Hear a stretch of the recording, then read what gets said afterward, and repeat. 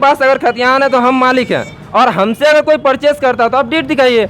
BCCL C&D permission लेके अगर deed उसके पास है तो जमीन नहीं है। एक ऐसा स्टेट है जहाँ पे बस करप्शन पे करप्शन, कोयला चोरी पे कोयला चोरी, मतलब किसी को कोई मतलब नहीं है। मंत्रालय भी चोर है, सेक्रेटरी भी चोर है, अधिकारी किसी तरह का कोई पेपर नहीं शो कर रही है। वो क्लियरली बोल रही है कि आपका जमीन नहीं है, और गुंडागर्दी से बस माइंस चलाना। और जो यहाँ की सिस्टम है वो चाहती है कि रैयत का भला हो, तो उसका एक ही उपाय है। आज़ादी के इतने सालों बाद भी झारखंड के आदमी गुलाम क्यों हैं? नमस्ते जोहार, आपका स्वागत है एक और नए वीडियो में। अभी रणधीर रमन चौक धनबाद में, और हमारे साथ खेमलाल दा है। जैसे कि आप लोगों को पता है कि खेमलाल दा जो है ज़मीन का मामला में बहुत ज़्यादा जानकार है, जानते हैं, और बहुत शुरू से ज़मीन का जो मुद्दा होता है इस पे जाके लड़ते हैं, बात करते हैं। तो पूछते हैं कि यहाँ पे क्या मैटर है बोली वाला। जोहार दादा, स्वागत है हमारे चैनल में। जोहार सभी को जो भी देख रहे हैं, जो दर्शक हैं इस चैनल को। तो सबसे पहले मैं भूली के मामला को लेकर के कहना चाहूँगा कि कहीं ना कहीं पूरे धनबाद में जो ज़मीन का मामला है, आज देश आज़ाद हुए करीब तकरीबन 75 साल होने चला है, और 75 साल में आसपास में बस यहाँ के जो झारखंड के जो स्पेशली ज़मीन मूलवासी जो आदिवासी रैयत है, उनका बस केवल और केवल शोषण ही हो रहा है। आप देखिए, कांग्रेस का सरकार रही, बीजेपी का सरकार रही, देश में कहीं ना कहीं धनबाद सेंट्रल से जुड़ा मुद्दा है, केंद्र से जुड़ा मुद्दा है। यहाँ के जो सांसद महोदय है, क्यों नहीं जाकर के संसद भवन में आवाज़ उठाते हैं कि 75 साल हो गए महोदय, अध्यक्ष महोदय, लेकिन अभी तक यहाँ के रैयत को ज़मीन का मुआवजा नहीं मिला।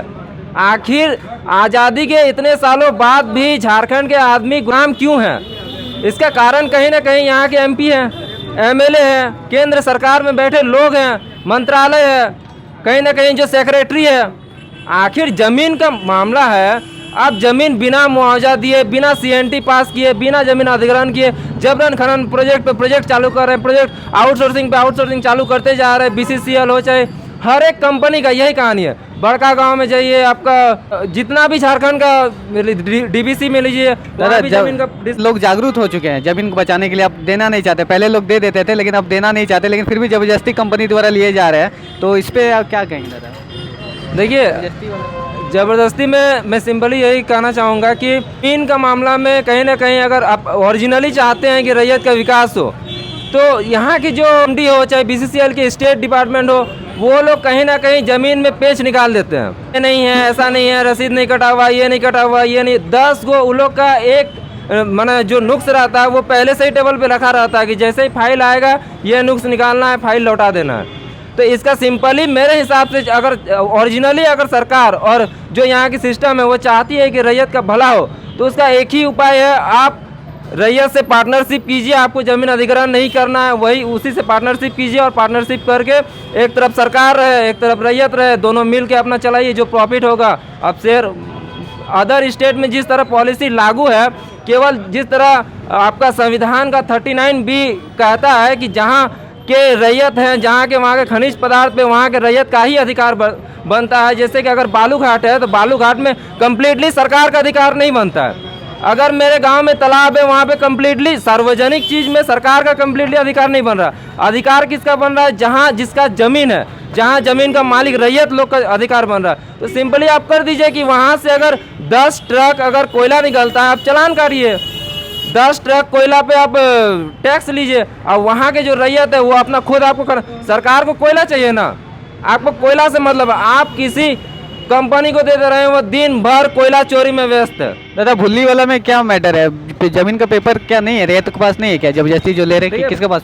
भूली वाला मामला में जो सर्वे हुआ था धनबाद में करीब 25 के आसपास, उसके बाद से कंटिन्यू उसके पास रसीद 2000 कैडेस्ट्रल सर्वे का रसीद, पुराना खतियान का रसीद उसके पास है 15-16 तक, जो कि ऑफलाइन रसीद कटा था तब तक का है। ऑनलाइन रसीद उन्होंने नहीं कटवाया। ऑनलाइन रसीद करंट रेंट रिसिप्ट हो सकता है उनके पास नहीं है, लेकिन अगर वहां तक उसके पास है, उसके बाद अगला पर्सन आ रहा है बीसीसीएल अगर ज़मीन परचेस की है, उसके पास अगर रजिस्ट्री डीड है, लीगल डीड, या सीएनडी परमिशन की है, सीएनडी परमिशन करके डीड उसके पास है रजिस्ट्री करवा करके, तो वो क्लियरली पेपर शो करे। पेपर शो नहीं करे क्या कंपनी? बीसीसीएल किसी तरह का कोई पेपर नहीं शो कर रही है। वो क्लियरली बोल रही है कि आपका ज़मीन नहीं है, और गुंडागर्दी से बस माइंस चलाना चाहिए। लेकिन अब हर एक जगह में बीसीसीएल यही करती आई है, लेकिन हर एक जगह का रैयत, चाहे बोहरा हो, पुटकी हो, आपका भूली हो, हर एक जगह का रैयत कहीं ना कहीं इतना तो जान रहा है कि ज़मीन परचेस कैसे होता है, ज़मीन का मूल पेपर क्या क्या होता है, आपका जो भी नक्शा हो, आपका खतियान हो, खतियान लीगल चीज़ है। हमारे पास अगर खतियान है तो हम मालिक हैं, और हमसे अगर कोई परचेस करता है तो आप डीड दिखाइए।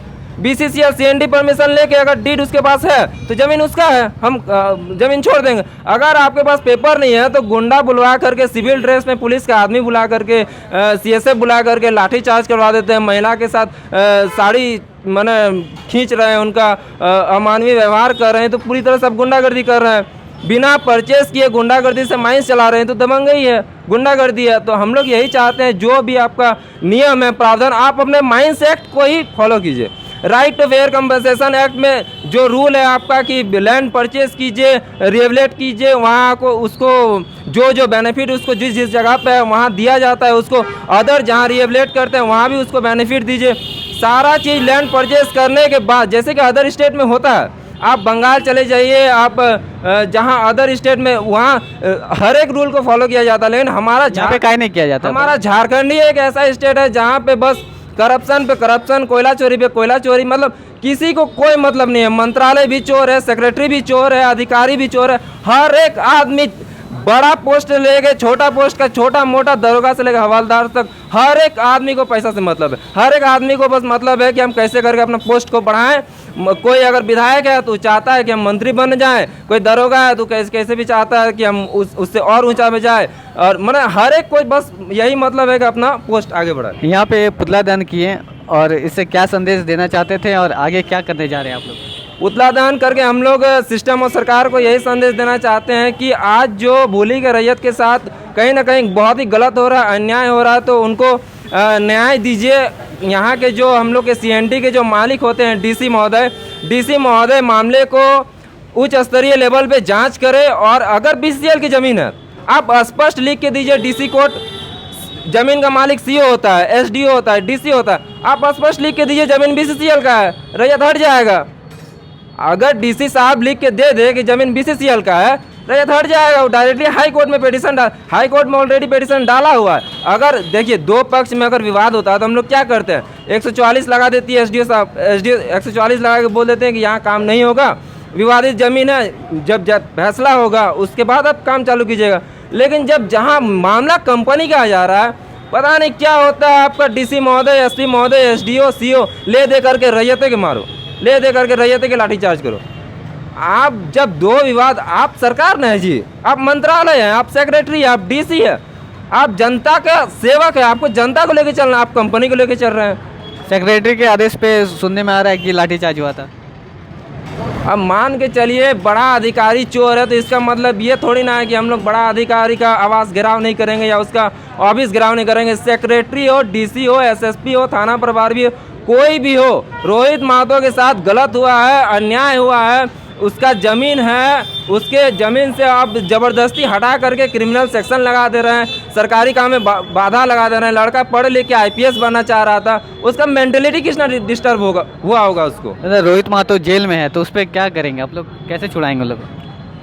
आज तो बस देखिए धीरे धीरे इसका आगाज होते जा रहा है। कुछ दिन में हम लोग जो भी हम लोग भाषा संघर्ष समिति का सदस्य है सब मिल के यही तय कर रहा है, कुछ दिन में बहुत जल्द आपका भूली थाना घेराव होने जा रहा है। और घेराव होने के बाद भी अगर नहीं मानती है, DC office, SSP office, SDO office, तीनों ऑफिस आपका सामने ही है।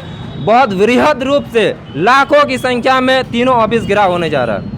अगर नहीं मानती है तो, और सरकार से लेकर सिस्टम तक सबको झुकना पड़ेगा। काहे कि क्यों ना कि कहे कि अब पूरा जनता देख रही है कि रोहित महतो के साथ गलत हो रहा है, और इसको लेकर के अभी मौका है, JMM हो, कांग्रेस हो, जिनकी सरकार है, आप आइए, आकर मामला को संज्ञान में लीजिए। कहीं ना कहीं जो भी यहाँ के स्थानीय विधायक है, आप संज्ञान में लेकर के मामला को CM तक पहुँचाइए और रोहित महतो को तत्काल न्याय दिलाइए। नहीं तो जनता सब देख रही है, कहीं ना कहीं अगर उग्र आंदोलन हुआ तो फिर 24 में इलेक्शन है, आप सरकार बचा के फिर देखिएगा अपना।